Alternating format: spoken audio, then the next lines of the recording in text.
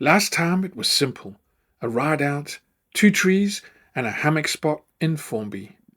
But the more I wandered these woods, the more the landscape started pointing, not to answers, but to a church, and to details I couldn't ignore. Windows, circles, a familiar pattern. This is episode 2.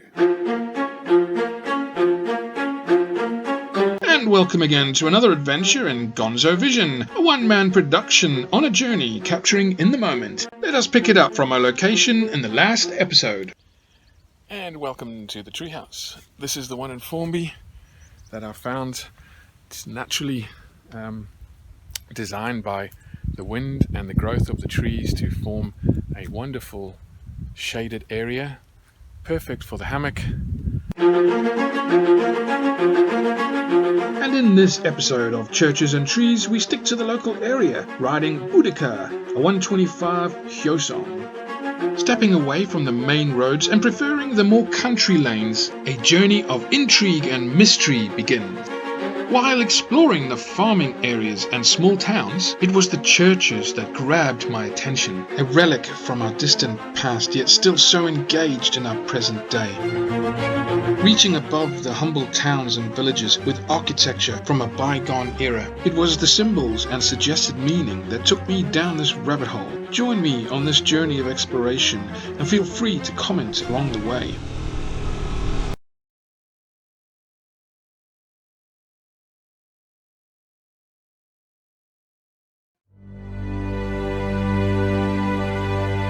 After sitting idle for years, now brought back from the dead, this Korean bike was almost waiting for me to return from her home country. My friend Pete is a master mechanic and able to restore almost any machine. I couldn't believe it when I saw the Hyosung 125, the same model of bike I first learned to ride on in South Korea.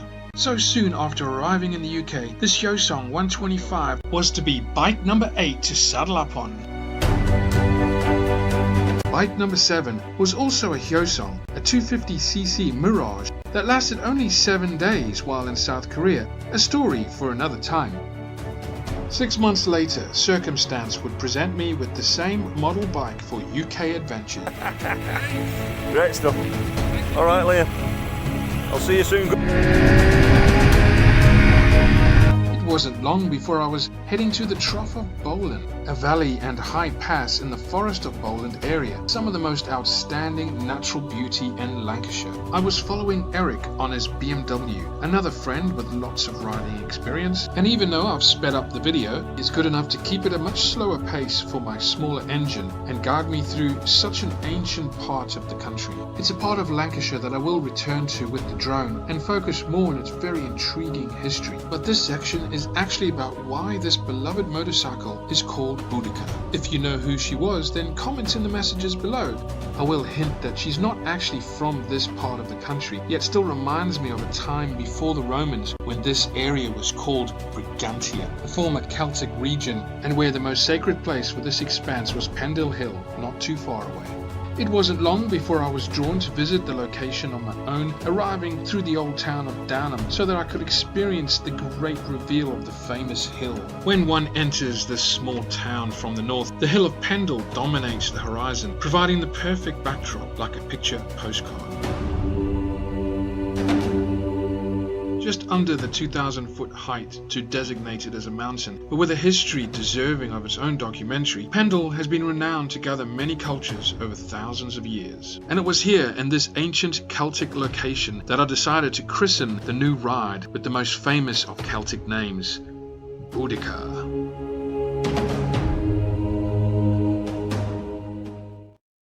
Where is this? This is start of the Trough of Bowland. The start of the Trough of Bowland. White Well. It's the 17th century.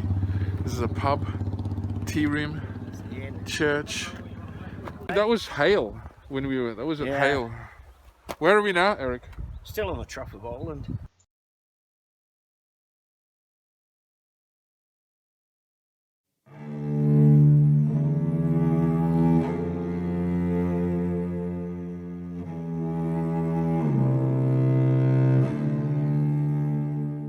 So I'm currently here in Formby Pinewoods, exploring, finding some unique little spots. I mean, it's not exactly the middle of nowhere, you know, these are paths where people come through with their dog, but I feel it's very important to come out and just be around these trees.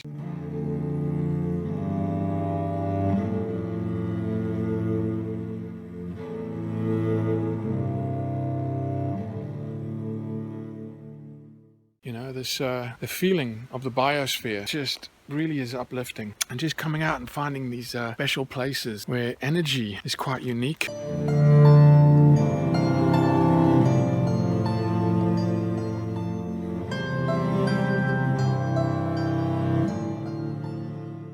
The biosphere itself actually engages with my own energy. I can feel it. You'll feel it too. There's some quite unique spots, you know, that you just stand in and watch.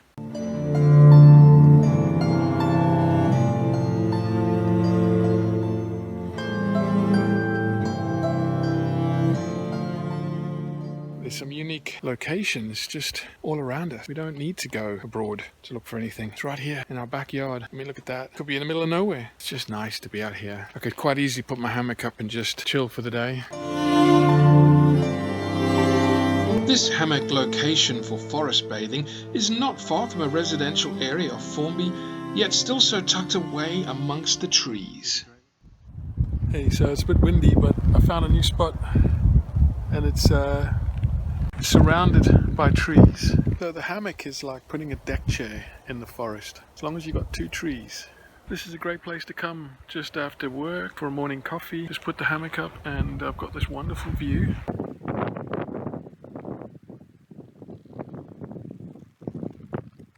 Lots of nature all around. Yeah, it's really nice, I tell you. Just to get away from everything, there's trees around me. You know, there's no Wi-Fi. You can feel just like fresh, like there's a fresh energy or something. There's loads of different colors of greens. Yeah, I tell you what, it's becoming a bit of a passion to just go off and find 2 trees. Just enjoy the scenery when you put the hammock up. Just got to have the time to do it though. That's the only thing, to have the time.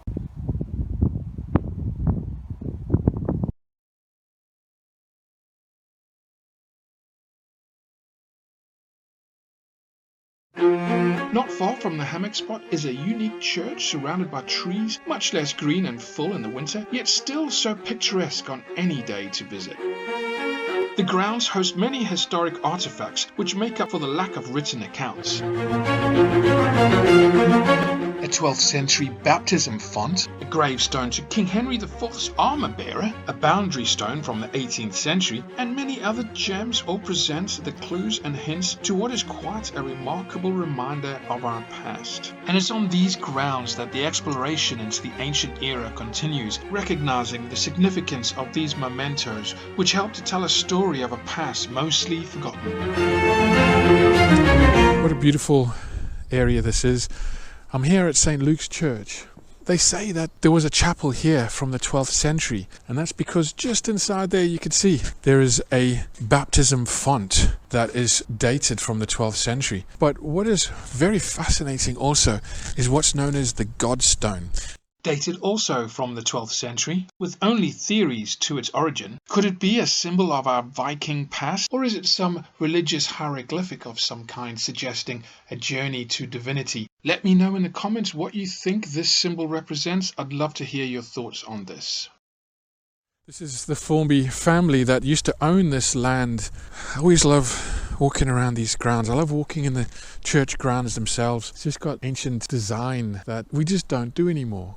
The variety of stone blocks used here is quite unique. Look at the way the window has got that curvature. All the churches seem to have that curvature. Looking at the windows here, we can see the shape I'm referring to, which I've always felt it's a sort of symbol of recognizing the divine. Look at that symbol there.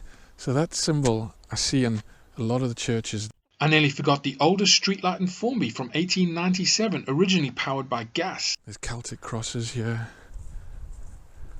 And to think that there was a chapel here on these grounds in the 12th century just blows my mind, you know. And I always like to walk through this area here. And I used to come here during the summer when the trees are really full. And there you can see the side of the church I really wanted to show you. That symbol there Now that is what I'm fascinated with. Stained glass windows are always much more magnificent to view from within when the light shines through them. This rose window is certainly impressive, with a variety of local flowers from the area designed within its picture. And even though the artistic intention seems focused towards a message of floral beauty and healing, it's the specific geometric shape that has always gained my attention. A while ago, I met someone who reminded me that if you look into the science of cymatics, which is sound frequency that manipulates malleable substances like water or grains of sand or even flour maybe, substance that is light or liquid, if you get a specific frequency and you're able to send it through this matter, it will form a shape depending on that frequency. And the shape is what we see in the sides of these churches. So this is a very basic example of what I mean, as a specific sound frequency is affecting the shape of what looks like a kaleidoscope pattern. But could it be that this pattern is determined by a specific sound frequency? Some of these shapes are quite different, but this one I've never seen. Let's see if other churches have these designs. Heading back up north a few miles to the town of Southport, I can think of one particular church that has a very interesting design. This church history goes back to a chapel in 1827, but then relocated to this location in 1841. But it was this nave gable with its belfry tower and a wheel window, auspicious lancet windows. Part of its remodeling in 1875 and expressing a specific design pattern, which we will take a closer look at. Okay, here we are, and this is St. Marie's Church. And does anyone know what that symbol actually represents? What is it all about? Slightly different from the rose design window, this is the wheel style design. What does it mean? Why is it on the side of the church? Is it just a pattern for an aesthetic reason, or is there some kind of hidden meaning? While there are so many symbols designed into the architecture of this church, I'm going to just focus on this. So does anyone know what that symbol is? What that is a symbol of the flower of life, an aspect of the flower of life. This is sacred geometry. What is sacred geometry?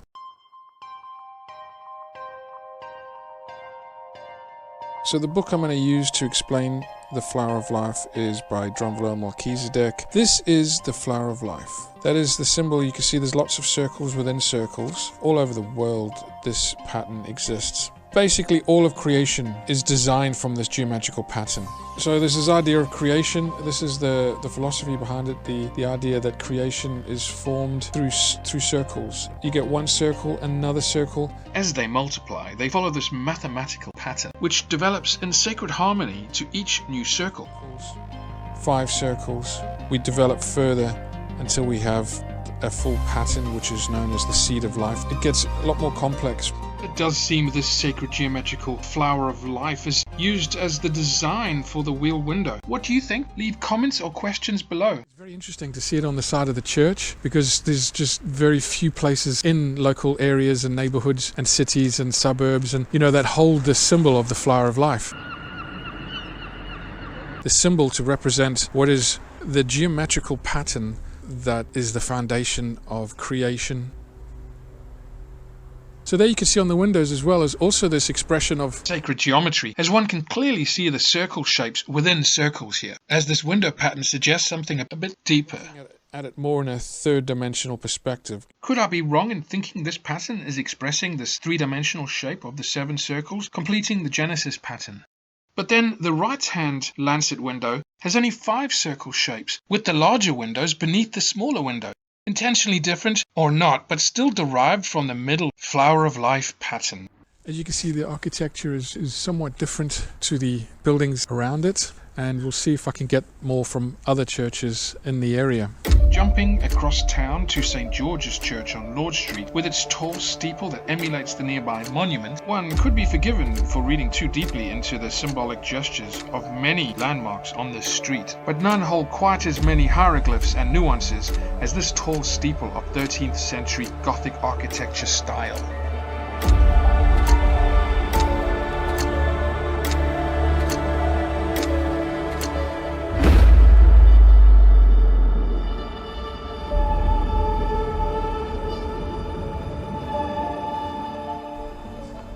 So this is St. George's Church, and this is on Lord Street, and I am fascinated with this church just because of the architecture.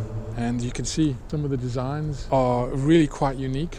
I love these archways. There's a rose here and it's like a block. And then there's these pillars and like leaves. So is it Roman or Greek? For now, looking at what is actually within the structure itself. Oh, once again, look at this. You can see 3 circles, a form of a trinity. The most significant thing is their very tall steeple. Built in 1873 to 74, this church's steeple is a 3-stage tower with a tall brooch spire. But the triangle design over the door is known as a tympan, a well-known feature of many religious buildings. Triangles. There's 3 triangles there in the door arch with the doorway. Those are the top. So there's 3 of them. 1 triangle there, 2 facing down.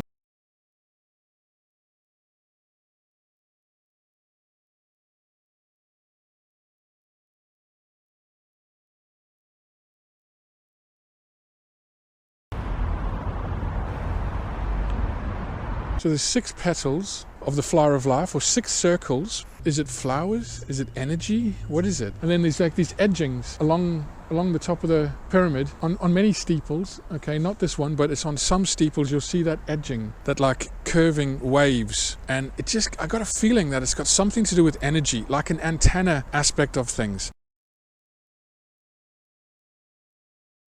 So my research at the moment is in earth energies, and what I've noticed in the research, in the reading, especially from John Michel in a book. The New View Over Atlantis, published in 1969, a thorough investigation into the alignments of prehistoric sites and natural landmarks. It talks about how a lot of these churches are built on former pagan sites, but the suggestion as to why is because they're built on earth energy areas, whether they're energy lines or just something significant about the energy itself. And so a page from the book shows a map of Cambridge with an alignment of 7 churches along this ley line. And so this ley is the dark line, and the churches you can see are all circled. A lot of banks are built on this as well, apparently, but the research is mostly at the moment where a lot of churches are built on former pagan sites, have something to do with the energy. Now, this is where I would like to highlight this specific reference from the Office of Tree Spirits, where I usually do my research. The New View Over Atlantis by Jean Michel presents so many explanations of the energy lines being utilized by the ancient native people of the land, and with so many pages in this book that could offer credibility and support for my perspective on these churches, there's only one page I wish to really highlight right here. Chapter 3, page 93, Earth Spirit. The practice of locating sacred centers in accordance with the flow of terrestrial magnetic current was not confined to prehistoric times, for it appears that every Christian church was similarly sited. The orientation of a church with its dimensions and architectural plan was determined by the lines of the current, of which the strongest spring is located directly beneath the tower. At this point, the celestial influence is attracted by the spire combined with the terrestrial forces to produce fusion. Phew, thought I was gonna pop. But basically that means that the towers or the church spires themselves were actually located over the strongest point of the energy line that the church is built on.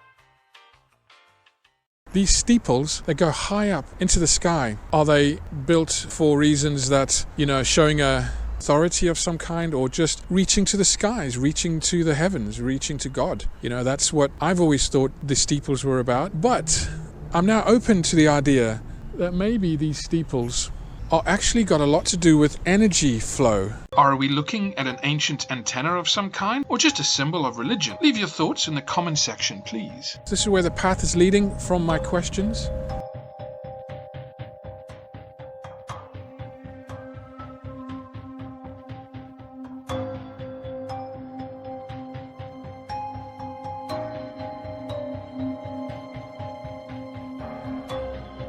So from this aerial view, one can see 2 other churches aligned from St. George's. Let's have a look for any similarities. First, we will investigate the magnificent Holy Trinity Church. Originally from a different part of Southport, this grandiose architectural design was first built in the location in 1836, but the huge clock tower and other extensions came after, and it wasn't until 1913 that the full body of this impressive building was complete. Okay, so here we are at Holy Trinity Church of England. You can see just above the clock an arch that's got a motif that's very sacred geometry. Seen in the close-up just under the arch, another pattern from the Flower of Life. It's coming from circles. The design is obtained from circles within circles. So if I just freeze the frame just to make it easier and show you that this is a circle here and this is a circle here, so circles within circles. There's also another circle here and here. So the pattern itself is From the Flower of Life. just below the clock. There's looks like these petals sort of shaped in a line. And so just below the clock you can see these petal-looking shapes, a common feature in sacred geometry. And so just freezing the screen again, just so we can highlight the circle we can see here, and another circle here. And it's this pattern in between that I want to focus on. Those are actually the in-between of circles crossing. It's called the Vesica Piscis. Can never pronounce that name properly. The Vesica Piscis is a mathematical shape formed by the intersection of two discs with the same radius intersecting in such a way that the center of each disc lies on the perimeter of the other. And as you can see, the chalice well in Glastonbury expresses this pattern. This shape, which looks like a circle, and another half of the circle, and they're crossing over this pattern between. That area in between the two circles where the next circle is created from. Basically the symbol of creation. The designs, the patterns that we're looking at are very sacred geometry. The Holy Trinity architectural style is known as decorative Gothic, developed around the 13th and 14th century in England, elaborate decoration which seems influenced from the Flower of Life. I'm really focused on the exterior designs. There's patterns within oval patterns within an oval, and they kind of fit within the arch. But it's definitely a reference to sacred geometry. As much as what I've tried to learn from sacred geometry, it's a very difficult subject. I'm not very maths orientated, but I do recognize patterns and symbols and signs.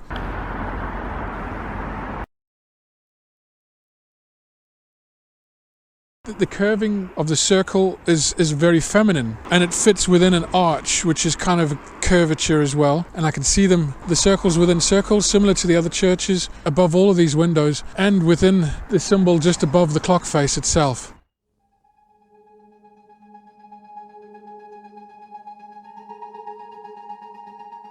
Okay, coming into the church of Trinity Church itself.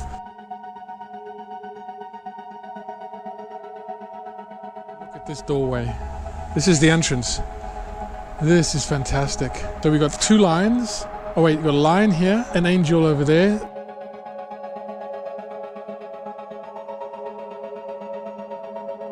Two lines on the door as well.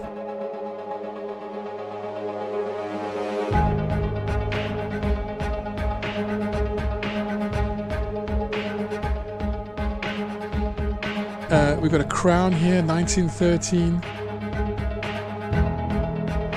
At the top with a kind of pointing design.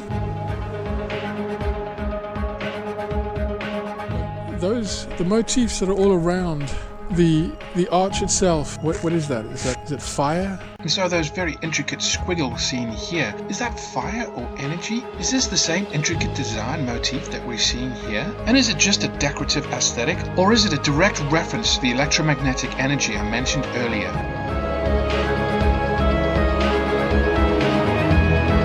Looks like a plant growing. You can see it's like leaves. It's a specific symbol.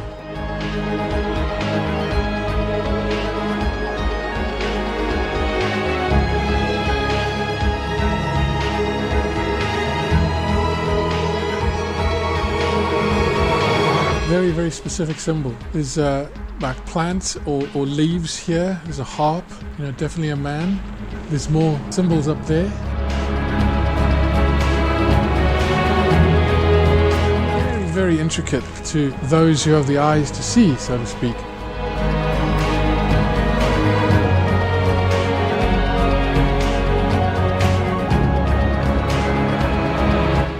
All this design above the archway. Now, this is amazing. You don't see this on any doors anymore. There's no other buildings that have these kind of designs apart from the churches, cathedrals, and I find them just absolutely fascinating. Like it's as if it's meant to leave a clue of some kind. As you can see, the architecture is very flamboyant within the windows. What is that at the top there? What is that? that a goggle? It's like an eagle or a griffin. In Christianity, the griffin is the symbol of the Jesus Christ.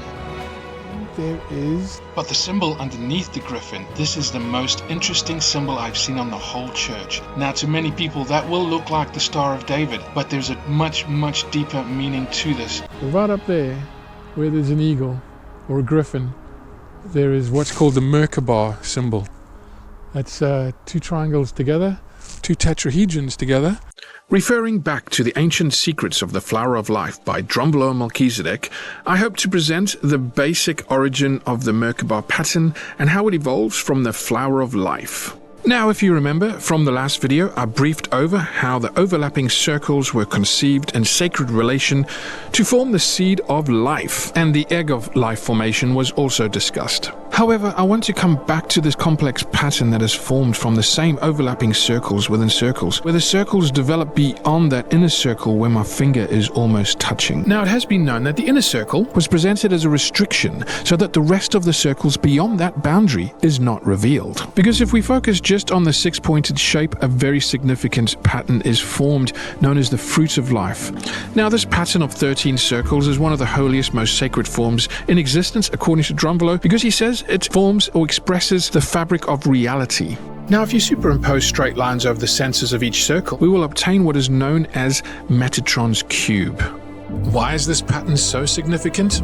Well, looked at from a third-dimensional perspective, one can obtain what is known as the Platonic solids or the Platonic shapes, seen here. These are the fundamental building blocks of this reality. However, there does seem to be a lot of controversy over these straight lines, a much deeper subject for a later time. But for now, I just wanted to establish the tetrahedron shape seen at the core of this image, because it seems Leonardo da Vinci's Vitruvian Man was expressing this too. Notice the circle design around the edge of the picture. And if we consider all of this from a third-dimensional perspective, we look at the sun tetrahedron pointing up. This symbolizes the male, and the one pointing down represents the female. Combined, this suggests a sort of balance in the material sense, but really it's also the shape of what's known as a Merkaba light body, a field of light unique to every living being and can be used as a vehicle to another dimension. And so could this cross inside a Merkaba underneath the griffin suggest something much deeper about the resurrection, just like many of the architectural references to ancient teachings with much deeper meanings now unfamiliar to modern day awareness. Oof, the sun is very bright today. And so just recapping, remember we came from St. Marie's Church, then on to St. George's Church, and now we're at the Trinity Church. But from here, I want to actually move on to the next in the alignment from St. George's Church, Leyland Road Church. Also inspired by the early English Gothic architecture in the 12th and 13th century, this church took 2 years to build and complete in 1880. Leyland Road Methodist Church. But Leyland Road, Leyland, you know, Leyland. I love it. The word ley is the term given to earth energy alignments by Alfred Watkins in 1925. So leyland just has me wonder. And once again, the spiral is very tall, reaching up into the heavens, or is it an energy antenna? And when looking at these structures, I always wonder, could it be that the entire design has come from the straight lines of Metatron's cube in the flower of life? The stonework, the architecture, it's very old, it's ancient. This door again is very similar to the one on Lord Street. It's got a similar design to St. George's Church on Lord Street with its Gothic architecture, and in this aerial view, Leyland Road Church can be seen in the distance, just past the Holy Trinity Church, with all three seeming to align in one direction. What do you think? Comments below are always welcomed. Very beautiful. Pay attention to the archways, because the archways have got this kind of similar designed arc. The pointed doorway arch goes back almost 5,000 years and references a portal or gateway into high dimensions. And then look at the patterns above those windows. Could this be artistic expressions of the flower of life, within shapes representing portals to higher dimensions? Do you see the circles? The circles in the windows, the flower of life? What do you think? Leave comments below. Right at the top there, above the window arches, is another set of circles inside of a circle. Was sacred geometry a key influence for all of these churches? And then you can see it again, just over there.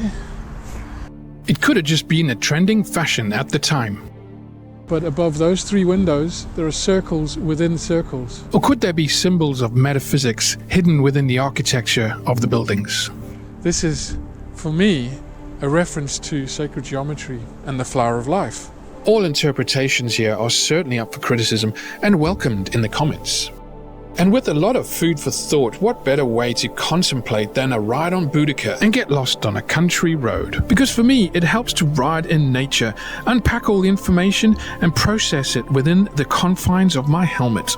And remembering back to part 2 of this episode, it was St. Luke's in Formby with its cymatic-style rose window pattern that seemed to resonate with the wheel window at St. Marie's in Southport, with its designed window patterns clearly highlighting the inner circles of the egg of life. Or could it be an expression of the fruit of life? Or maybe even symbolizing Metatron's cube, because it certainly looks like the design blueprint originated from this pattern. And when admiring these architectural wonders hiding in our towns and cities, the entire structure and all its details seem to hold references and shapes formed out of Metatron's cube, or the fruit of life. With this pattern showing up in all the churches like St. Luke's Church, and then again at St. Marie's Church, placed at the top of the window. And here you can see it more in a 3rd-dimensional expression, showing mostly as a decorative window sigil within arches. Could it be from the fruit of life? And if so, what is the meaning of these patterns sculpted into a church building? With more investigation comes more intrigue. I find it fascinating, the architecture and the way it all flows, the movement of this architecture, the bends, the curvedness of it. It flows into like a significant pattern that when studying sound and the different vibration hertz per second of sound, the sound frequencies form different patterns that are very similar to what you see here. After spending time abroad looking for answers to my own journey, I never expected to start another in uncovering the mystery of these lands so close to home. This sacred geometry is within the architecture of a lot of these buildings, and they hold, I believe, a kind of reference to a specific meaning that I feel is got a relation to the idea of creation, its geometrical form. It's the vibration of creation. It's a specific 2-dimensional pattern of the vibration of creation, but it's a part of the whole. I'm looking at these symbols and I'm wondering, the person who put them there, did they mean to leave it there as a highlight for others to pick up on, or is it there to enhance energy, electromagnetic energy, or is it just a pattern that was just a design fashioned at the time, you know? And what about the alignment of these churches? Well, it seems that 3 other churches sit in a proximate direction from the Southport locations, and as you can see, I've already got them mapped out. And in episode 3, this is where the journey will continue and follow the mystery of what's uncovered so far in the episodes of Churches and Trees. And if you enjoy these adventures and want to help, you can by liking, subscribing, commenting, and sharing with friends. Join me on the next 2-wheel adventure into the heart of Brigantia in Ancient Albion, exploring the mystery and beauty of a fascinating past so forgotten in time. Could ancient folklore actually serve as genuine accounts of history? And this location be the actual center of Albion? In the next episode, we will find interesting input from others to help with this investigation. So then I researched it and came across a lot of information to do with the lost lake of Sir Lancelot, which was Martin Mere, which was right near Tarleton. Now this area here, this was all the lake, as far as you can see. Join the adventure and follow the journey as we explore the mystery of our past so close to home and hiding in plain sight. Could this location be the lake in the King Arthur story? And how convenient to be just on my doorstep and along the same route to get to the next churches, where divine intervention seems to play a vital role in unveiling an alternative past awakened by many researching for themselves. Sometimes stumbling upon designs in the middle of nowhere that just astound the senses and fuel the imagination for what once could have been an unknown civilization that once utilized the earth energies. Jump on board with Boudica and venture along the country roads of Ancient Albion.